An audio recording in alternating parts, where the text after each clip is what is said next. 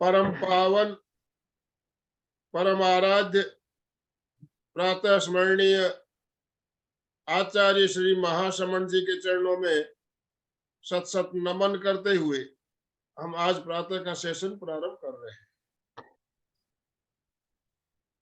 त्रिपदी वंदना। वंदे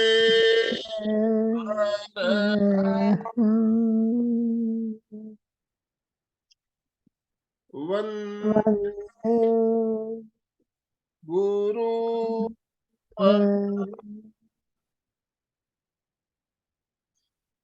वंदे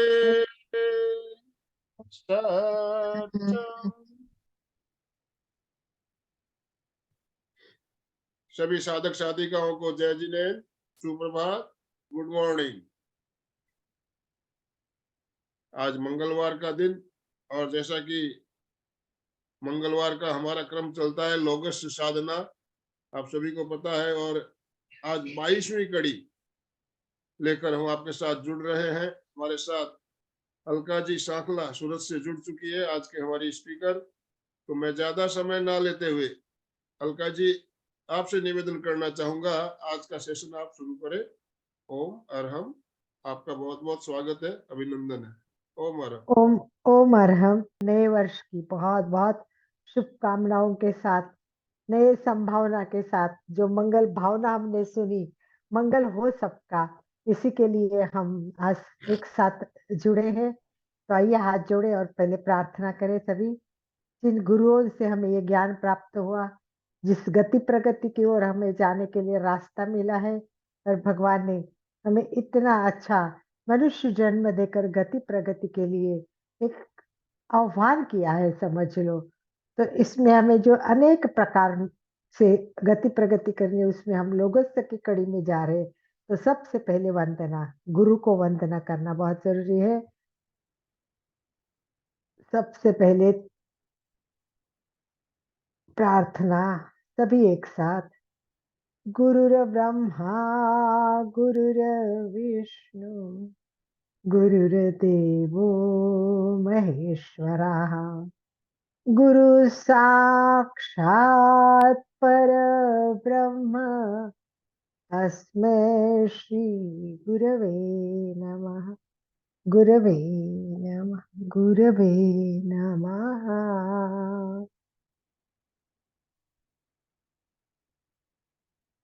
तो सबसे पहली बात, गौतम स्वामी को याद करते हैं, जिनके कारण हमें ये लोगोस मिला है। और डॉक्टर दिव्य प्रभा जी को नए वर्ष की बहुत बहुत वंदना अर्ज करते हैं कि आपने इतनी सहजता से, सरलता से और सुंदर तरीके से ये लोगस से एक साधना जो पुस्तक लिखी है, उसी के कारण हम बहुत कुछ जान चुके हैं और आज और कुछ जानना है। तो आइए पहले हम एक बात जान लेते हैं। आज का विषय हमारा थोड़ा सा है, अलग लिया है मैंने, इस पुस्तक का ही है, परंतु थोड़ा यंत्र और मंत्र दो विषय होते हैं। लोगों से तो हम कर ही रहे, मंत्रों के बारे में हम जानते हैं, नौकार मंत्र को मानते हैं और करते भी हैं। उसको कितना महत्व है वो हर एक के दिल में मंत्र का स्थान है। पर कुछ कुछ यंत्र भी होते हैं। तो मंत्र और यंत्र का क्या संबंध है, और आज मैंने ये यंत्र विषय क्यों लिया है, इस पर हम चर्चा करेंगे। आपको याद होगा मैंने एक विषय बताया था विभाजी, आपको अगर याद हो तो। शब्द जब घोष करते हैं तो नाद होता है। शब्द घोष करते हैं तो नाद होता है। उसके दो प्रकार मैंने बताए थे। नाद होता है तब दो प्रकार के नाद होते हैं। अगर याद आता है तो कोशिश कीजिए। आनंद भाई जी, विभा जी को थोड़ा अनम्यूट कर दीजिए। उनको पूछती हूँ मैं कि आवाज नाद के बारे में कुछ याद आ रहा है, या आप चार्ट में भी लिख सकते हैं। यस, अनाहत नाद। यस, अनाहत एक नाद है और दूसरा याद है क्या? दो प्रकार के नाद होते हैं। चलिए कोई बात नहीं है। मैं बताती हूँ, दो प्रकार के नाद मैंने बताए थे। एक बोला था आहत, आहत, और एक है अनाथ। अनाहत। तो आहत का अर्थ क्या है? आहत तो हमें रोज अनुभव आता है, डेली हमारा जो चलता है, टकराहट उत्पन्न होती, कुछ भी हो, जो हम दूसरे व्यक्ति के साथ पदार्थ से टकराव होती है तो आवाज उत्पन्न होता है ना, तो उसको आहत कहते हैं। परंतु अनाहत होता है, ये अद्भुत होता है। अनाहत होता है, ये अद्भुत होता है, अनाहुत होता है, अपूर्व होता है। इसका बोध जब हम अध्यात्म प्रदेश में प्रवेश करते हैं, उसके बिना नहीं हो सकता है, उसके बिना नहीं हो सकता है। इसीलिए हमें आज जानना है कि अनाहत क्या है और यह अनाहत यंत्र क्या है। आज मैं थोड़ा यंत्र के बारे में बात करूंगी। तो हमें मंत्र, तंत्र, यंत्र, ये सबको थोड़ा थोड़ा समझना है। हम ज्यादा तंत्र में नहीं जाएंगे। आज का हमारा विषय रहेगा यंत्र और मंत्र। तंत्र भी एक प्रकार है, परंतु हमें डीप में जाने के लिए इतना समय भी नहीं है और उसकी चर्चा भी करने के लिए हमें आज जरूरत भी नहीं है। तो इसीलिए हमें क्या करना है, मंत्र जानना है। आप सब मंत्र तो जानते हैं ना? जानते हैं ना? मंत्र सभी जानते हैं। हर व्यक्ति मंत्र जानता है, वो चाहे हिंदू हो, मुसलमान हो, क्रिश्चियन हो, और सबको मंत्र को मानता भी है। तो मंत्र सब जानते हैं। तो ये यंत्र क्या होते हैं, इसको भी थोड़ा सा समझने की कोशिश करेंगे। और आज के हमारे जो 24 तीर्थंकर हैं, उनके भी यंत्र है क्या, और वो है तो कैसे है, कैसे बने हैं, यही आज हमें जानना है। तो किसी की प्रकार की टकराहट उत्पन्न होती है वो, और अनाहत, इनको हमने समझ लिया है। तो आज हम जानेंगे कि आहत शब्द, मंत्र, यंत्र, ऐसे अनेक प्रकार के होते हैं, परंतु अनाहत मात्र एक ही होता है। अनाहत मात्र एक ही होता है।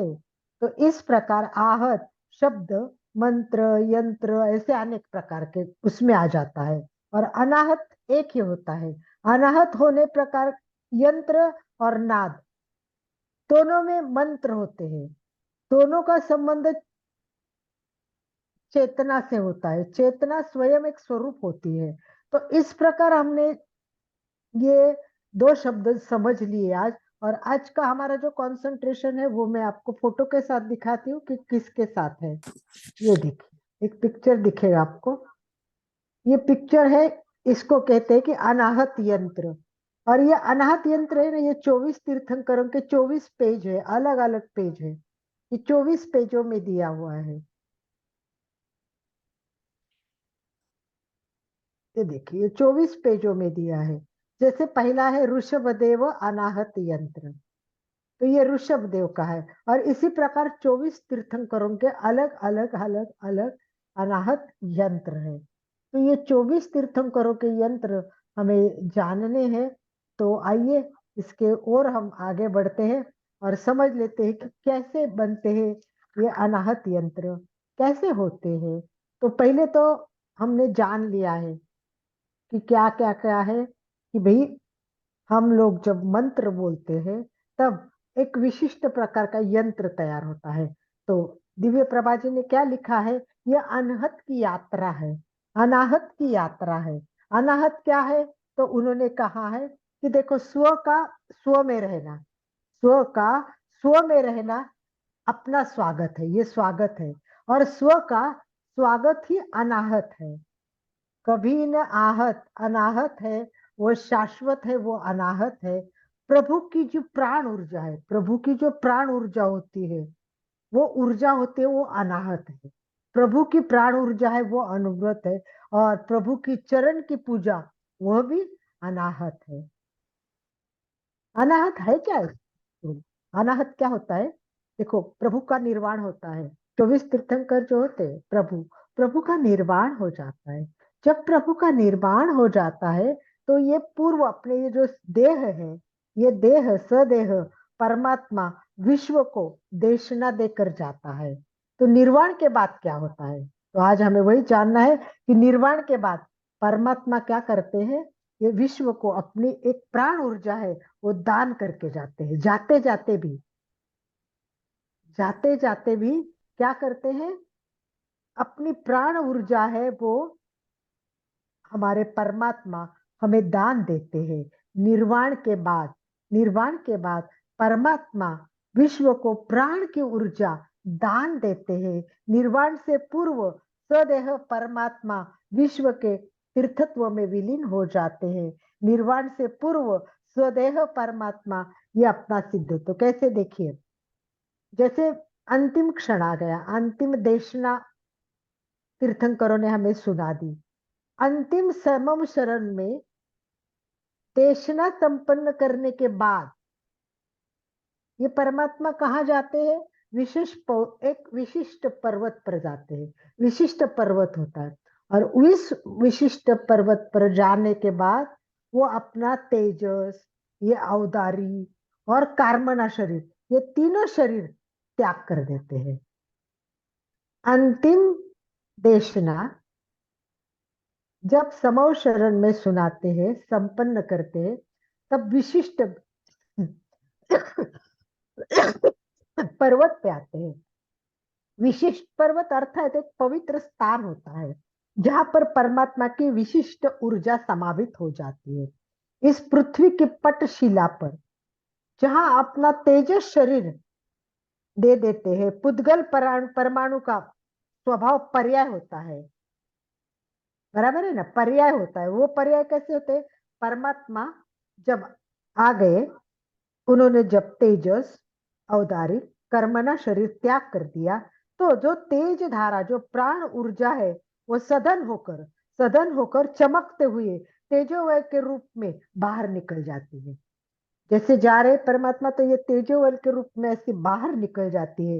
ये बाहर निकल जाती है।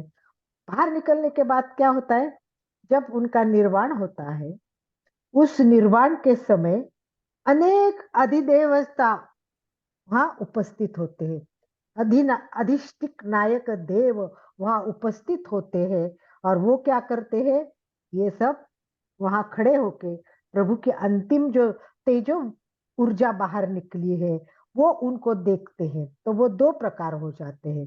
एक क्या होती है, वो आकार लेती है, वो पूरे ब्रह्मांड में व्याप्त हो जाती है। गुरु मतलब परमात्मा की तेजो की जो ऊर्जा निकली है, वो एक तो पूरे ब्रह्मांड में व्याप्त हो जाती है, एक आकार लेती है, और जो एक विशिष्ट आकार प्राप्त होता है उसको कहते हैं अनाहत यंत्र। देखो, ये साध्वी श्री जी ने वर्णन किया है, मैंने पहली बार ही सुना है और पहली बार ही पढ़ा है। तो उन्होंने कहा, विश्व में ऊर्ज व्यापी ये जो सूर्य प्रणाली है, ग्रह, चंद्र, तारे, ये सब धरती पर अपना प्रभाव छोड़ते हैं। और फिर उस समय, निर्वाण के समय, जो देव देवता उपस्थित होते हैं, वो अपने हथेली ऐसे रखते हैं, ऐसे हथेली रखते हैं, और उस हथेली में ये प्राण धारा भर लेते हैं। परमात्मा का अंतिम क्षण, औदारिक तेजस कार्बन शरीर उन्होंने छोड़ दिया, और फिर तेजस ऐसे एक ऊर्जा निकली। सब अष्ट जो देवता होते हैं वो अबे हाथ फैला के बैठते और उसको ले लेते अपने हथेलियों में, और बाकी जो प्राण ऊर्जा होती है वो अदृश्य शक्ति के रूप में ये चारों तरफ रहती है। वही अनुग्रह है, ये कृपा है, ये आशीर्वाद है, ये अपने लिए वात्सल्य है, और यही आकर्षित करती है अपने को, और एक आकार लेती है। और उस आकार को विश्व में जब माना जाता है तो हमारे राशि होती है, अपनी हर एक राशि होती है, ऐसे कहते हैं अपनी राशि, और वो 24 तीर्थंकरों की राशि कहीं ना कहीं जुड़ती है। तो 24 तीर्थंकरों के साथ एक तीर्थंकरों के साथ कहीं ना कहीं अपनी राशि जुड़ती है। तो इसे कहते हैं कि वो जो होती राशि है वो लयबद्ध जन्म के अनुसार प्रत्येक व्यक्ति का जन्म से ही परमात्मा से घनिष्ठ संबंध रहता है, और वो राशि के अन्वय होता है।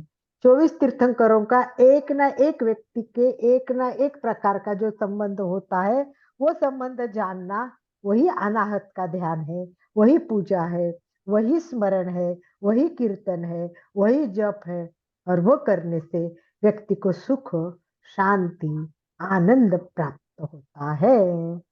तो इस प्रकार ये लोगस्य के पुस्तक में अनाहत का यंत्र बताया है, जो मैंने आपको स्टार्ट में बताया था। ये 24 तीर्थंकरों के 24 पेज है। एक अपने जैसे कैलेंडर होता है ना, वैसे ये 24 तीर्थंकरों का कैलेंडर है। और हर पेज पे उस तीर्थंकरों की पूरी जानकारी दी है। क्या क्या जानकारी दी है कि उनके यक्ष देव कौन से है, उनकी देवी कौन सी है, उनके माता का नाम क्या है, पिता का नाम क्या है। उदाहरण के लिए मैं खाली एक ऋषभ देव का बताती हूँ। जैसे पहला यंत्र है, वो है, मैं आपके सामने यंत्र रखती हूँ और फिर आप देखते जाइए तो आपको पता चलेगा। और इस तरह ही 24 तीर्थंकरों का है। मैं सभी का अभी इतना वर्णन करने के लिए अपने पास तो समय होता ही नहीं है। तो एक ही हम जानेंगे, किसको जानेंगे हम? ऋषभदेव। देखिए ऋषभदेव का चित्र देखिए, इसे कहते हैं अनाहत यंत्र। और इस अनाहत यंत्र में क्या होता है कि उनके देवी देवता कौन से होते हैं। तो ऋषभ देव के लिए दिया है गोमुख यक्ष और चक्रेश्वरी देवी होती है। गोमुख यक्ष और चक्रेश्वरी। उनकी माता का नाम मरु देवी, पिता का नाम नाभि। उनकी नगरी थी वो विनीता यानी अयोध्या थी। और उनका वंश था वो इक्ष्वाकु वंश था। इनका गोत्र था वो कश्यप गोत्र था। और उनका चिन्ह क्या है? ऋषभ। इनका चिन्ह है ऋषभ। उनका वर्ण है वो सुवर्ण वर्ण है। और उनका चक्र है वो मूलाधार चक्र है। कहाँ आते हैं हम ऋषभ बोलते तब? मूलाधार चक्र पे आते हैं ना हम, मूलाधार चक्र पे, राइट। तो ये उनका चक्र है। और उनका मंत्र क्या है? नमो उसभम झिणम, नमम उसभम झिणम। और इनका मूल मंत्र जो दिया है, तो लास्ट शब्द जो होता है उसभम, भम भम भम भम भम भम भम, ये इनका मंत्र है। मेन मंत्र जो है वो बम। और मैंने देखा 24 तीर्थंकरों का लास्ट जो शब्द आता है वही उनका मंत्र के रूप में दिखाया हुआ है। जैसे दूसरा आता है अजिजम, अजी अजी अम, तो दूसरा मंत्र है अम अम अम अम। तो इस प्रकार 7 चक्र, और 7 चक्रों पर ऋषभ, 7 चक्रों पर एक एक एक एक एक एक तीर्थंकर आते। लास्ट टाइम मैंने एक प्रश्न पूछा था, याद है किसी को? कि मैं अगले टाइम उस प्रश्न का उत्तर आप लोगों से चाहती हूँ। किसी को याद है वो प्रश्न मैंने क्या पूछा था विभा जी? प्रश्न याद नहीं है। प्रश्न याद नहीं? ठीक है, चलिए मैं बताती हूँ। मैंने ऐसा प्रश्न किया था कि आप लोगों को 7 चक्रों को देखना है और एक एक चक्र पर कितने तीर्थंकर आते हैं और कौन से तीर्थंकर आते हैं, ये प्रश्न मैंने पूछा था। जैसे मूलाधार चक्र आ गया, तो मूलाधार चक्र पर कितने तीर्थंकर आते हैं और कौन कौन से आते हैं? यस विभा जी बताइए। हाँ, अनम्यूट कीजिए, अपने आप को अनम्यूट कीजिए विभा जी। मूलाधार पर 4 तीर्थंकर आते हैं। करेक्ट, ऋषभ, मूलाधार पे ऋषभ, चंद्रप्रभ, धर्मनाथ और रिट्ठ नेमिनाथ। नेमी, रिट्ठ नेमिनाथ, नेमी, रिट्ठ रिट्ठ नेमी, रिष्ट नेमी या नेमिनाथ बोलो। रिट्ठ नेमी। हाँ, रिट्ठ नेमी बोलते हैं अपन। हाँ, पर रिट्ठ नेमी, नेमिनाथ भी बोलते हैं, रिष्ट नेमी भी बोलते हैं, एक ही हो गए वो। हाँ पर बोलते समय अपन को जो चक लोगोस में लिखा है ना शब्द, वो रिट्ठ नेमी है। ठीक है, हाँ, आगे चंदू जी बता सकते हैं स्वादिष्टान में कितने आते हैं? चंदू जी बोलिए विभा जी। पहला अजितनाथ भगवान, यस, दूसरा 9वें सुविधिनाथ भगवान, यस, 16वें शांतिनाथ भगवान और वेरी गुड। पार्श्वनाथ। वाह वाह, बहुत अच्छा ओ मारे हम, बहुत अच्छा, उन्होंने नंबर के साथ तीर्थंकर को भी बताया है। इसी प्रकार अभी हम इसमें टाइम वेस्ट नहीं करेंगे। आप खुद को जानना है कि एक चक्र पर कितने तीर्थंकर आते हैं और कैसे आते हैं। आज एक और मैं बात आपको नई शेयर करने जा रही हूँ, उस बात को भी आप समझने की कोशिश कीजिए। देखिए मैं एक पिक्चर दिखा रही हूँ आपको, इस पिक्चर को अच्छी तरह से देखिए।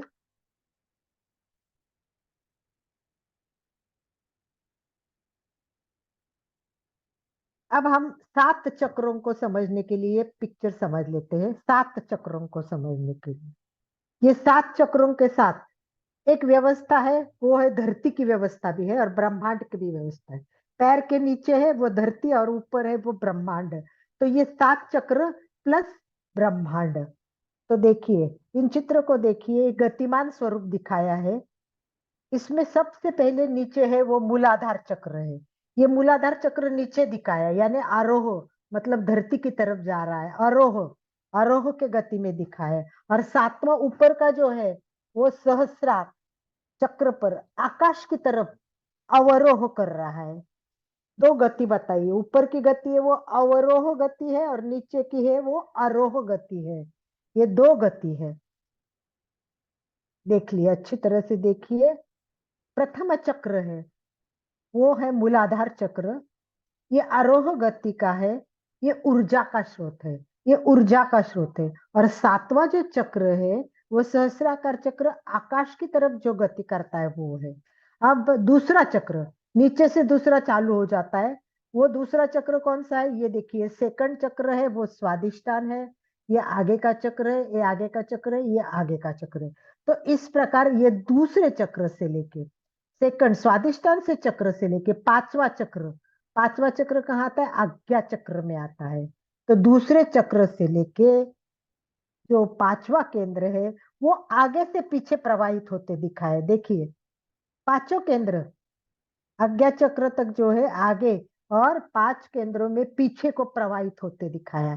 तो 2 चक्र है, एक जो मूलाधार चक्र है वो नीचे, सहस्राकार है वो ऊपर, और 5 चक्र है वो आगे और पीछे प्रवाहित होकर ऊर्जा में बनते हैं।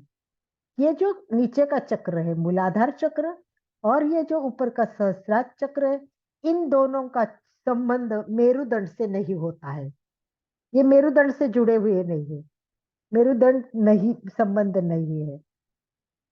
7वां जो चक्र है ये सबसे इंपॉर्टेंट चक्र है। 7वां चक्र ये सहस्राकार चक्र है, ये मैंने एक बार पहले बताया था। इसको मेंटल केंद्र भी बोलते हैं, मानस केंद्र भी बोलते हैं। और ये जो 7वां चक्र है ये क्या काम करता है, ये रडार का काम करता है। रडार क्या करता है आपको पता है, ये ट्रांसमीटर भी कहते हैं इसको, ट्रांसमीटर भी कहते हैं। इसका कारण यहाँ से भावना का आदान प्रदान होता है, भावना का आदान प्रदान होता है, भीतर से बाहर सक्रिय हो जाता है। इसमें आभा मंडल होता है, आभा मंडल का नियमन होता है, इसका परिवर्तन होता है, इसका संक्रमण होता है। ये सब इसी से संबंधित है। ये आदान प्रदान के साथ परिवर्तन भी इसमें आता है। उदाहरण के लिए जब हम प्रणाम करते हैं, क्या करते हैं, हम प्रणाम करते हैं तब मस्तिष्क को झुकाते हैं और आशीर्वाद लेते हैं, तब मस्तिष्क में वो स्वीकार हो जाता है। तो हमने क्या किया, प्रणाम किया, यहाँ से आशीर्वाद मिला, हमने वो स्वीकार किया और सीधे हो गए। तो इसमें आदान प्रदान हुआ। क्या हुआ, महाराज ने हमें आशीर्वाद दिया, हमने उसको स्वीकार किया, आदान हो गया और प्रदान हो गया। तो इस प्रकार ये जो मस्तिष्क है, ये एक मस्तिष्क। है अलका जी, हाँ बोलिए। आपने मूलाधार चक्र भी इस पर नहीं रहता है? नहीं, वो नीचे, एकदम नीचे गुदद्वार पे होता है वो। हाँ, पर वो भी उसके जॉइंट नहीं रहता है? मेरुदंड से नहीं रहता, उसके ऊपर ऊपर से मेरुदंड शुरू हो जाता है। अच्छा। मूलाधार चक्र सेपरेट है, ऐसे नीचे जो ऊर्जा बोलते हैं ना अपन, हम ना गुदा को ऐसे करते हैं ना, तो वो मूलाधार चक्र वहां होता है, ऊर्जा का शक्ति केंद्रीकरण। ये 5 चक्र है, बाकी के वो आगे और पीछे ऊर्जा में है। इसीलिए हम यहाँ से यहाँ जाते हैं, यहाँ से यहाँ जाते हैं, परंतु ये चक्र में ऐसे जाते हैं और ऐसे जाते हैं। समझ में आया आपको थोड़ा थोड़ा? बहुत सुंदर है। मुझे भी पूरा क्लियर नहीं, मैं भी एक आपके जैसे अभ्यास हूँ, मैं ज्ञानी हूँ नहीं, मैं भी पढ़ रही हूँ और पढ़ते पढ़ते आपको समझा रही हूँ। जितना मेरे समझ में आता है उतना ही मैं समझा रही हूँ। कुछ कुछ बातें तो मेरे भी समझ में नहीं आती, तो मैंने वो पुस्तक की छोड़ भी दी है कि ये बातें मेरे समझ में नहीं आती है। तो 5 चक्र है वो आगे और पीछे है। देखिए आगे के चक्र को क्या लिखा है, आगे के चक्र को लिखा है, देखिए मैं आगे के चक्र ये करती हूँ, देखो आगे के चक्र है उसको ए लिखा है, आगे के चक्र को लिखा है ए, और पीछे के जो चक्र है उसको लिखा है बी। पीछे के चक्र है वो बी है और आगे के चक्र है वो ए है। तो ए और बी क्या है, ए है वो फीलिंग सेंटर है, ए है वो ए है वो फीलिंग सेंटर है। इससे क्या होता है, हमें बोध होता है, ज्ञान होता है, अनुभूति होती है। यहाँ से हमें आगे से अनुभूति हो जाती है। और फिर क्या होता है, बी है वो विल सेंटर है। फिर अपना निर्णय होता है, कोई संकल्प होता है, अभिप्राय होता है, अपनी इच्छा होती है, आकांक्षा होती है, अपेक्षा होती है, वो यहाँ होती है। यहाँ बोध है और ज्ञान है, और यहाँ क्या है, अपेक्षा है, संकल्प है, ये सब कुछ है। और ये जो विल केंद्र है, ये विल केंद्र, ये मेरुदंड के मतलब एक मेरुदंड से जुड़ा हुआ है। तो आप देख सकते हैं इस प्रकार उन्होंने हमें ये समझाने की कोशिश की है। इसके बारे में बहुत डीप में उन्होंने वो भी बताया, मेरुदंड भी बताया है, और मेरुदंड का भी डिटेल्स दिया है। अब इतने डिटेल्स में ना तो मैं जा सकती हूँ और ना मैं समझ सकती हूँ। अगर आपको पॉसिबल है तो आप एक काम कर सकते हैं, उसको जाने और उसके अंदर पुस्तक के पढ़ पढ़ के समझने की कोशिश कीजिए। तो इस प्रकार ये जो मेरुदंड के 32 केंद्र है, ये 32 केंद्र पर हमारे सारे शरीर का जो चक्र है वो जुड़े हुए हैं। उनका बहुत डीप में दिया हुआ है, तो अभी इसमें नहीं जाते हुए थोड़ा सा मैंने जो बता दिया कि ये यंत्र है। तो साध्वी श्री जी ने आगे ये भी बताया है कि आपको 24 यंत्र को समझना है। हो सके तो मैं 24 के 24 यंत्र स्कैन करके भेज दूंगी। जिनके पास पुस्तक है उनके पास ये सारे यंत्र अवेलेबल है, रंगीन में भी है और ब्लैक व्हाइट में भी है। ये पेज नंबर 147, देखिए 147 से ये सारे शुरू हो जाते हैं। 147 से ये सब उसबम से शुरू होते हैं, रंगीन है, कलर के साथ है।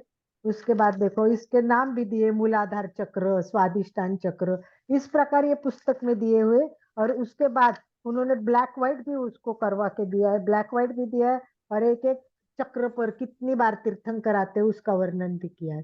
अब ये मैं करने जाऊंगी तो आनंद भाई जी बोलेंगे कि आपके ये कब खत्म होगा लोगस।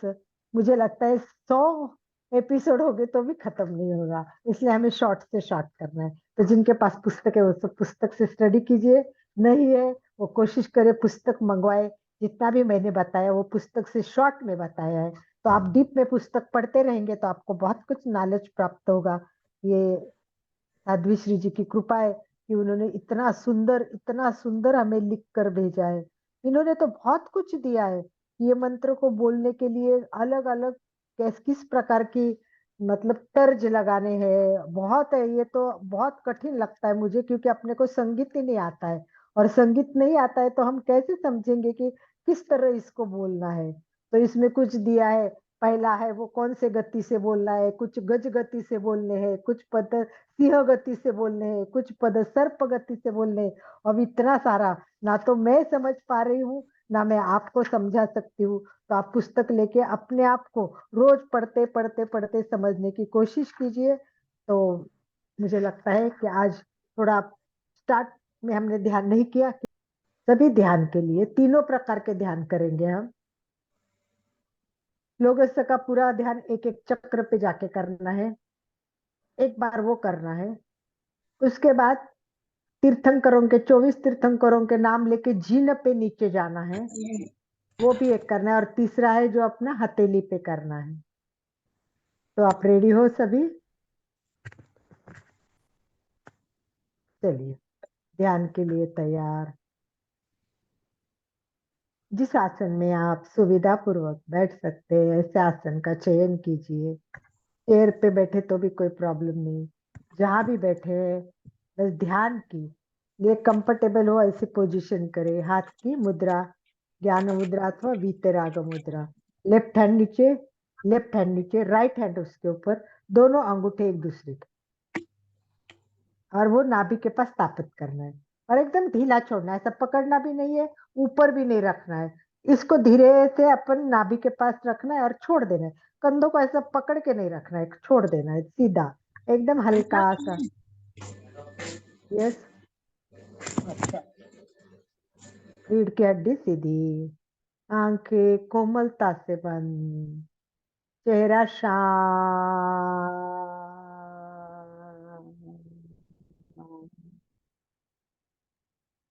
पूरा ध्यान श्वास पर केंद्रित करें।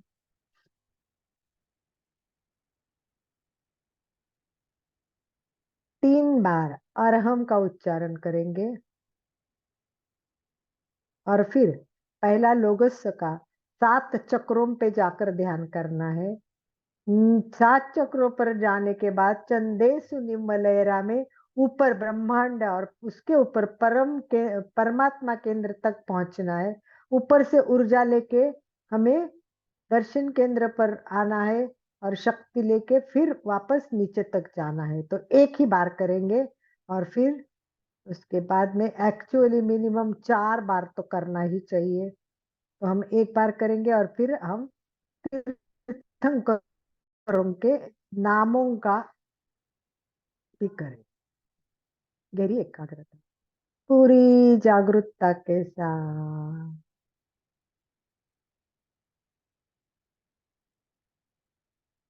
पूरे शरीर को शिथिल छोड़ना है। कायोत्सर्ग, काय अधिक अवस्तर, शरीर को शिथिल शिथिल शिथिल सुझाव देना है, शिथिल हो जाए और शिथिलता का अनुभव किया। लास्ट क्लास में हमने कायोत्सर्ग का और लोगस का संबंध जानने की कोशिश की थी और कायोत्सर्ग का बहुत ज्यादा महत्व ये भी समझा था। श्वास के साथ भी हम कैसे कर सकते वो भी जाना था। तो हम बिना श्वास के ही करेंगे क्योंकि किसी का अभ्यास नहीं है, तो जैसे कंफर्टेबल हो वैसे करना है। वरना 7 चरण है, 7 चरण में 4 विभाग किए गए, प्रत्येक एक में 4 है। तो प्रत्येक 4 जो अपने विभाग किए हुए हैं छोटे छोटे, उसमें श्वास लेके एक एक को भी कर सकते, परंतु आज समय नहीं, आपको समझना है। एक में 4 बार होगा तो 7 में 28 बार हमारा श्वास का अभ्यास हो जाता है। उसके साथ करेंगे तो हमें श्वसन का भी फायदा होगा, कंसंट्रेशन भी अच्छा होगा। तो आपको जैसा कंफर्टेबल है, प्रैक्टिस करते समय आप दोनों भी कर सकते हैं। तो आज तो केवल हमें सीधा ही लोगों से बोलना है। पूरा ध्यान पैर के अंगूठे से लेके सिर तक एक एक अवयव पर चित्त को ले जाना है। शिथिलता का सुझाव दे एवं शिथिलता का अनुभव करें। शरीर का प्रत्येक अवयव शिथिल हो जाए, शिथिल हो जाए।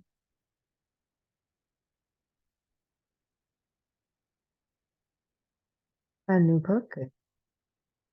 पैर के अंगूठे से लेके सिर तक, आगे पीछे दाएं बाएं सब ओर से शरीर शिथिल शिथिल हो रहा है। छोड़ दो, शरीर अपना नहीं है।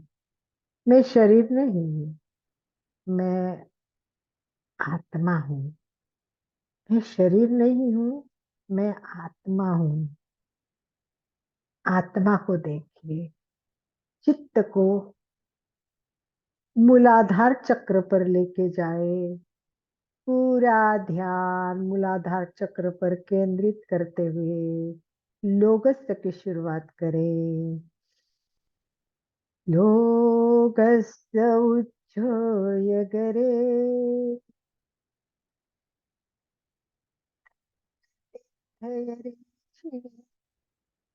अर्हन्ते कित्तैषं चौवीसं केवली उषभमजियं च वन्दे सम्भवमभिनन्दनं च सुमयं च पावमपहं सुपासं क्षीणं च चन्दपहं वन्दे सुवीं च सीयलसिचं च वासुपुच्छं च विमलनन्तं च जिनं धम्मं शान्तिं च वन्दामि कोऽर्थुमर्हं सुमल्लिं वन्दे मुनिसुभयं नभिचिनं च वन्दामि रिक्तनेमि आसं तः वर्धमानम्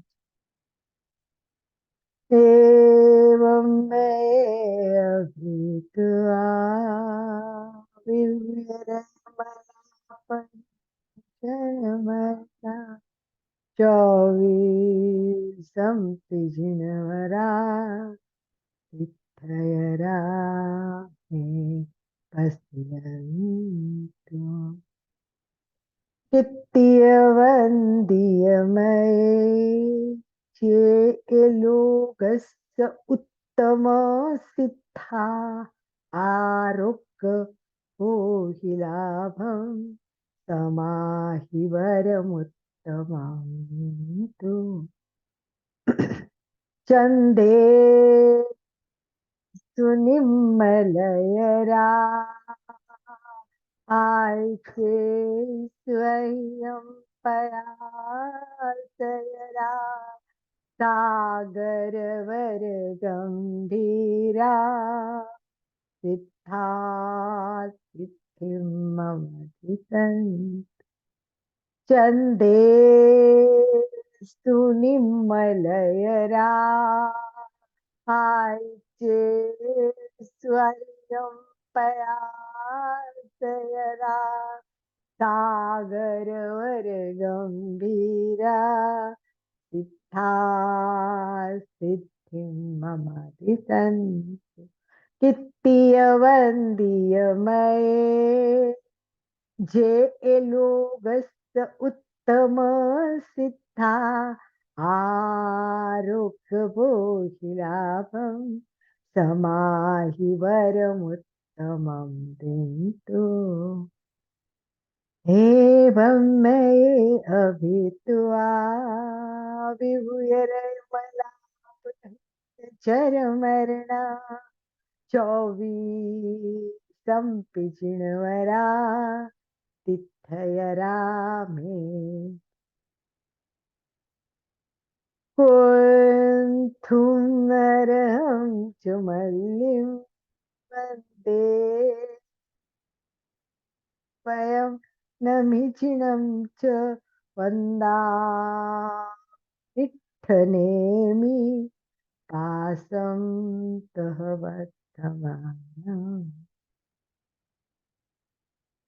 सुवीं च पुष्पदन्तं सीयलसिचं च वासुपुच्छं च विमलमणन्तं च जिनं धम्मं सन्तिं च वन्दामि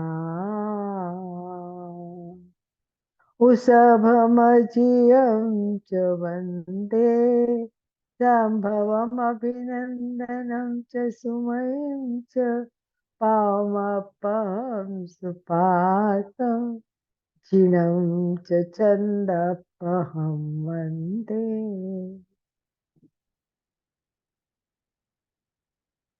नाम के साथ 7 तीर्थंकरों के नाम के बाद जीन बोल के नीचे जाना है, वापस 7 चक्रों पे जाना है। शुरू करते उषभ अजिज संभव अभिनंदनम च सुमयं च पावमपहं सुपासं जिनं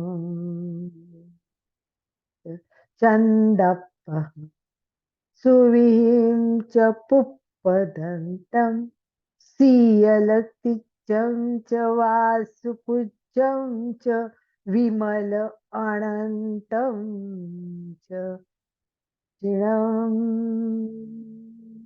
धम्मं शान्तिं च वन्दे कुन्थुम् अर्हं च मल्लिं वन्दे सुवयं नमीचिनं वन्दामि रिट्ठनेमि पासं तह बद्धमानम्। 24 तीर्थंकर हाथों में देखने हैं। दोनों हाथों का संपुट करके सामने कीजिए और 24 तीर्थंकरों को हमें अपने अंगुलियों में देखने का प्रयास करना है। दोनों हाथों की अंगुलियां सामने, दोनों हाथ जोड़े हुए। यस, चारों अपनी 12 जो अंगुलियां है, 4 और 4 8 अंगुलियां है, उसमें 3-3 जो पैर है, उसमें तीर्थंकरों को देखना है। बीच में जो चंद्रमा है, आधा चंद्रमा, वो सिद्धशिला है। तो चलिए पहले हम पूरे लोक को वंदना करते हैं। इस अंगूठे से उस अंगूठे तक पूरा विश्व। लोगस्य उच्चोय करे धम्म तीर्थयरे चिणे अरहन्ते कित्तईसं चौबीसं पीठ। आप समझिए कि आप सिद्धशिला के नीचे दोनों अंगूठे के बीच में लास्ट पे बैठे हुए हैं और तीर्थंकर को देख रहे हैं। एक एक तीर्थंकरों का नाम लेना है और राइट लेफ्ट हैंड से शुरू करते हुए राइट हैंड तक जाना है, फिर राइट हैंड से करते हुए लेफ्ट हैंड, फिर लेफ्ट हैंड से वापस राइट हैंड जाना है। पहले पैर के पहले पोर पे उसभ अजित संभव अभिनंदनम सुमयं च पावमपः सुपासं दपहं सुविहिं च पुप्पदन्तं सियलतिचं च वासुपूज्यं विमलमनन्तम् इदं धम्मं सन्तिं च कुन्थुम् अर्हं च मल्लिं वन्दे मुनिस्तुभ्यं नभिचिनं च नाम रिट्ठनेमि पासं तह बद्धमानं च एवं मैं अभितुआ विहुरे मलापन जन्मला 24 पिजिणवरा तिथयरा में कित्तीय वंदीय मैं छे लोगस उत्तम सिद्धा आरोग्य भोगी लाभम समाहि वरमुत्तमं दिन्तु चंदे सुनिमलयरा आइचे पयासया सागर वर गंभीरा सिद्धा सिद्धिं मम दिसन्तु सिद्धा सिद्धिं मम। पूरे शरीर में ऊर्जा फैला दीजिए। सिद्धा सिद्धिं मम दिसन्तु सिद्धा सिद्धिं मम दिसन्तु। लास्ट का चंदे सुनिमलयरा 3 बार करेंगे। पूरा ध्यान ध्यान केंद्र पर श्वेत रंग की कल्पना करते जाइए और ऊपर जाना है। चंद्र, सूर्य और सागर तीनों की गंभीरता लेकर सिद्धा सिद्धि पे दर्शन केंद्र पर सारी शक्ति लेकर अंदर छोड़नी है शरीर में। चंदे सुनिमलयरा आयते स्वयं पयासयरा सागर वर गंभीरा सिद्धा सिद्धिं मम दिसन्तु चंदे सुनिमलयरा आइचे सागर वर गंभीरा सिद्धा सिद्धिं मम दिसन्तु चंदे सुनिमलयरा आईचे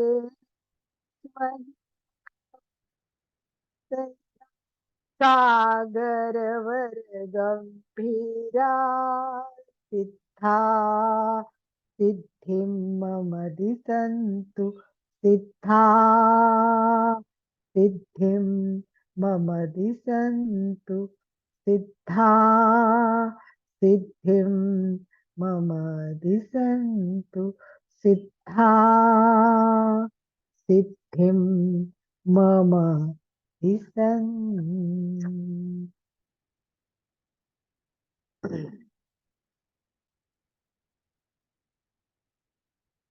ओम अर्हम्। इस प्रकार हमने देखा, मूलाधार से लेके सहस्रार की यात्रा हमने की। ये योगियों की भाषा है। यह पथ है वो देह के माध्यम मार्ग से गुजरता है, मध्य मार्ग है, और मस्तिष्क में 7 करोड़ स्नायु के तंतु है। आज विज्ञान भी ये बात मानता है, और आज ये सारी क्षमताएं हैं वो हमारी कहाँ मौजूद है, हम अच्छी तरह से जानते हैं। हमारी मुख्य जो है 3 नाड़ियों पे ये सब चलता है। तो इस प्रकार हमें ये 3 नाड़ियों को अच्छी तरह समझना है, और अपनी जो मुख्य नाड़ी है वो सुषुम्ना के मार्ग से ऊपर जाना आना ये सब जानने की कोशिश करनी है। आरोह अवरोह को समझना है, अपना जो ग्रेविटेशन फोर्स है वो कहाँ है वो समझना है। ये सारा फोर्स से अपनी ऊर्जा लेनी है, शरीर में फैलानी है। ये सब आपको धीरे धीरे सीखना है, रोज प्रैक्टिस करनी है और ये करना है। तो इस प्रकार ये मंत्र है, ये हमारे वीतराग पुरुष की पहचान है। एक एक का नाम है, एक एक का ऊर्जा है। ये ऊर्जा अपने में आएगी, हमें पवित्र करेगी, प्रवाहित करेगी। तो इस प्रकार सबको हमें जानना है, और जिन को अच्छी तरह से समझते हुए जिन का किस तरह प्रयोग करना है वो अच्छी तरह से उपयोग करना है। मस्त इसकी लय है वो समझना है, लयबद्ध प्रयोग करना है। इसी भाव के साथ आपके प्रश्न के लिए, क्यूरी के लिए, आपकी बात करने के लिए मैं चाहती हूँ कि आनंद भाई सबको ऑप्शन दे। यस हाँ बवर। हाँ, इसमें अपना 7 श्लोक है, इसी में 24 तीर्थंकर के नाम आ गए हैं। बिल्कुल हाँ ठीक है, ये तो अच्छे से ऐसे बिल्कुल नाम भी आ गया इसके साथ में पूरा। बिल्कुल, क्योंकि 7 तीर्थंकरों के पूरा तो नाम हम भी आते नहीं हैं। समझ रहे हैं, थोड़ा थोड़ा समझ रहे हैं, किताब ले खोल हाँ के रखे हैं, हाँ बिल्कुल, ये ज्ञान जो है किरण की ना, किताब में दिया हुआ है, वो देख रहे हैं। हाँ, वो जो मैं बता रही हूँ वो पुस्तक अलग है। वो पुस्तक आप मंगवा लीजिए, उसका आनंद भाई जी से आप एड्रेस लिख लीजिए, वो पुस्तक ठीक आ है जाएगी। उसमें पिक्चर चित्र सब दिखाया है कि एक एक चक्र का है, वहाँ कौन सा शब्द यूज करना ठीक है, है। उनसे मिल लें। हाँ हाँ, हाँ तो वो वो करेंगे। किताब का नाम वो बता किताब देंगे। का, हाँ, लोगस से एक दिव्य साधना, डॉक्टर दिव्य प्रभा जी का है ये नासिक में अच्छा अच्छा मिलता है, और है, मैं आपको नासिक में मिलता है। अच्छा और अच्छा, उसका नासिक का एड्रेस होने से उनका हाँ, वो मोबाइल आनंद भाई जी नंबर। ने पहले शेयर किया था, आप शायद नहीं होगे तो आप आनंद भाई जी नहीं नहीं आपको दे ठीक है, देंगे। उसमें होगा और शायद, देख। दूसरा ये है कि ये लोगस का जो मैंने आपको अनाहत यंत्र बताया, तो वो जो हम्म अपने एक एक चिन्ह है और एक एक तीर्थंकर है। तो हम्म नासिक में क्या किया है आनंद भाई जी, इसकी एक गुफा बनाई है, ऐसी गुफा बनाई है। और ऐसे अंदर जाओगे तो एक एक तीर्थंकरों को न्यूआन के कलर में वो मंत्र और चिन्ह ऐसे दिखाए हैं। तो अंदर अच्छा अच्छा अंधकार है, और अपन केवल एक एक तीर्थंकरों को मिलते मिलते मिलते एक चक्र करते 24 तीर्थंकरों का वहां हाँ, देवपट विधि पूर्वक व्यवस्थित रखा है। तो कभी तो वहां कभी पॉसिबल हो, नासिक जाए तो देख सकते हैं। बिल्कुल नासिक जाए तो देख सकते हैं। सूरत मैं से तो खुद, पास ज्यादा दूर नहीं है। हाँ हाँ, ज्यादा दूर नहीं, मैं देख के आई हूँ और बहुत आनंद लिया मैंने, बहुत। और वहाँ थिएटर भी है, बाद में वो हाँ अपने को पिक्चर भी पूरा मतलब वीडियो भी बनाए हुए हैं। आप घर पे भी सीडी मंगवा सकते हैं, घर पे भी हाँ आप टीवी पर कंप्यूटर पे देख सकते हैं। तो ये चित्र, तो मैं तो चाहती हूँ कि इस बहाने एमपी के की एक ट्रिप हो जाए हमारी कभी, आनंद भाई जी। हम लोग में जाएंगे, और उसके साथ हमारा नासिक में योगा केंद्र भी है, ओ नेचुरोपैथी सेंटर भी है। तो हमारा ऐसा विजिट रहेगा, हम धीरे धीरे बात करेंगे थोड़े फ्री होने के बाद, जानेवारी एंड हाँ के बाद, कि भाई किसको, फेब्रुआरी में तो मैं पूरी बिजी हूँ, समझ लो फेब्रुआरी एंड के बाद, तो हम नासिक कब जा सकते हैं? सब ग्रुप के ग्रुप साथ में जाए। एक दिन हम पूरे 2 दिन नेचुरोपैथी सेंटर में गुजारे, एक दिन केवल योगा सेंटर में गुजारे, और एक दिन लोगस के सेंटर में, या आधा दिन लोगस। इस तरह हम ये सब देखना जरूरी है, बहुत जानना। और इसके साथ एमपी के वाले ठीक है। साथ में आएंगे तो मजा आएगा। हाँ, यस। ठीक। और कुछ मंजू जी बोलिए, मंजू छाजेर। रामायण जय में नहीं जिनेंद्र, आपको जय जिनेंद्र। नव वर्ष की हार्दिक सभी को शुभकामनाएं। हाँ, और बहुत अच्छे से बताया आपने। जो आपने वो अनाहत चक्र वाला कैलेंडर दिखाया, उसका पीडीएफ मिल सकता है क्या? पीडीएफ नहीं, वो पुस्तक ही देते, वो नासिक से पुस्तक, ये मतलब कैलेंडर और 24 तीर्थंकरों का एक साथ बहुत कुछ है, वो सब एक साथ भेज देते। बस अपने को नहीं, वो बुक तो है मेरे पास, उस बुक में ही है क्या ये वाला?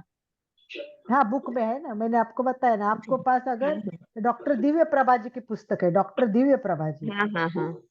उनकी पुस्तक है, तो मैंने बताया ना, उसमें पूरा का पूरा एक एक पेज पर एक एक चित्र दिया हुआ है, परंतु वो इतना डिटेल नहीं है। अनाहत में मतलब कैलेंडर में जितना डिटेल है उतना हाँ, उसमें डिटेल नहीं है। बहुत सुंदर है ये, बहुत सुंदर ये है। मंगवा सकते हैं आप, वो भेजते हैं। वो उनका तो क्या है कि मनी ऑर्डर कर, मतलब बैंक के थ्रू पैसे जाते हैं, वो सब भेज देते, कोई प्रॉब्लम नहीं। उसकी सीडी भी मंगवा लो तो आपको पूरा अच्छी तरह से और समझ में आएगा। सीढ़ी किसी चीज की दे रहे हो आप? वो मैं नहीं दे रही हूँ, वो नासिक में ही उपलब्ध है। 24 तीर्थंकरों का वो उन्होंने कुछ बनाई है, एक तो अष्टमंगलक पर बनाई और एक लोगस पर बनाई है सीडी। हाँ, तो वो कहाँ मिलेगी? वो नासिक केंद्र में ही मिलती है सभी। मेरे पास तो कुछ नहीं, वो मैं जो भी मंगवाती है नासिक केंद्र से आता है। अच्छा। अपने व्हाट्सएप आप, में अगर डाल सकें तो। हाँ, मैं लिंक मतलब डाल दूंगी कि अकाउंट नंबर क्या है, उसका नाम क्या है, तो आप वहां से। और आप लोगों को ऐसे भी अष्टमंगलक की पुस्तक सबको मंगवानी है, क्योंकि मैं अभी नेक्स्ट जो सीरियल शुरू करने वाली हूँ वो अष्टमंगलक है। बहुत सुंदर है और छोटी सी बुक है, कोई उसको ज्यादा टाइम नहीं लगेगा। बहुत सुंदर है, जैसे हमने आज समझा ये 24 तीर्थंकर, वैसे अष्टमंगलक है क्या, और 8 मंगलक के एक एक चिन्ह देखेंगे और उसके बारे में डिटेल जानते जाएंगे। जैसे स्वस्तिक जानोगे तो स्वस्तिक पर पूरा एक लेक्चर होगा, क्योंकि स्वस्तिक ये बहुत पावरफुल है, इतना ज्यादा पावरफुल है कि कहते हैं कि जो काउंटिंग होता है, ऊर्जा का काउंटिंग होता है कि किसमें कितनी ऊर्जा है, तो सबसे अधिक ऊर्जा आज जो मिल रही है वो स्वस्तिक में मिल रही है। तो ये स्वस्तिक की साधना बहुत जरूरी है। और स्वस्तिक पे नवपद की वंदना भी करते हैं, वो साधना भी करते हैं, नवपद साधना करते हैं, स्वस्तिक पे होती है। वो भी मैं आपको सिखाऊंगी, बहुत सिंपल है और बहुत अच्छी है। आगे कोई, मीना जी, मीनू जी तो दिख रहे थे पर वीडियो अभी ऑन किया है मीनू ने। को नमस्कार, happy new year. Same to you. आज इन लोगों की बुक का सुना है, उसके आपने सूत्र भी एक बार बड़े पहले दिखाए थे, आज उस बारे में किया, साथ में ये आपका चक्रों का भी पूरा मैंने देखा। और ज्यादा तो मैं इस बारे में जानती नहीं, बट आप तो बहुत ज्ञानी हैं, छत छत प्रणाम। बहुत बहुत ज्यादा ज्ञान है अलका जी, उम्र सीख के रही हूँ, ओम सीख रही अरहम, हूँ, ओम अरहम। सीख रही हूँ मीनू, मैं सीख इसलिए रही हूँ। इतना विश्लेषण करने का तरीका बहुत सुंदर। हाँ, बस वो गॉड गिफ्ट है विश्लेषण करने का तरीका, पर मैं सीख रही हूँ, मैं कोई ज्ञानी वानी नहीं हूँ। ये तो अपना सौभाग्य है कि ऐसे गुरु मिले। चलिए, अच्छा, मनोज बीच बहुत में बहुत भाग गया धन्यवाद था। सभी का, जो भी भाई बहन हमारे साथ जुड़े हैं। यंत्र है एमपीटी वहाँ पर। फिटनेस क्लासेस और कल्याणम योग केंद्र की तरफ से बहुत बहुत धन्यवाद। समापन की ओर चले अलका जी। ये समापन की ओर है। दोनों हाथ जोड़ते हुए, रीढ़ की हड्डी गर्दन सीधी रखते हुए, आंखों को कोमलता से बंद रखते हुए संकल्प सूत्र का उच्चारण करेंगे।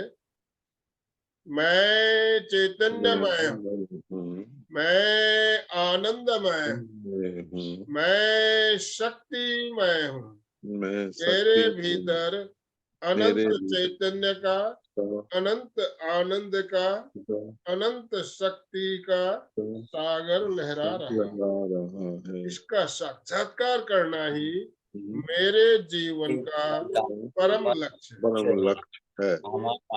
मंगल भावना। आज हमारा आज का दिन मंगलमय हो, आनंदमय हो, शांतिमय हो, इसी शुभकामनाओं के साथ ओम शांति शांति शांति। कृतज्ञोस्मि हम सब गुरुदेव के गुरुदेव आभारी। के कृतज्ञोस्मि हम सब गुरुदेव के आभारी। गुरुदेव के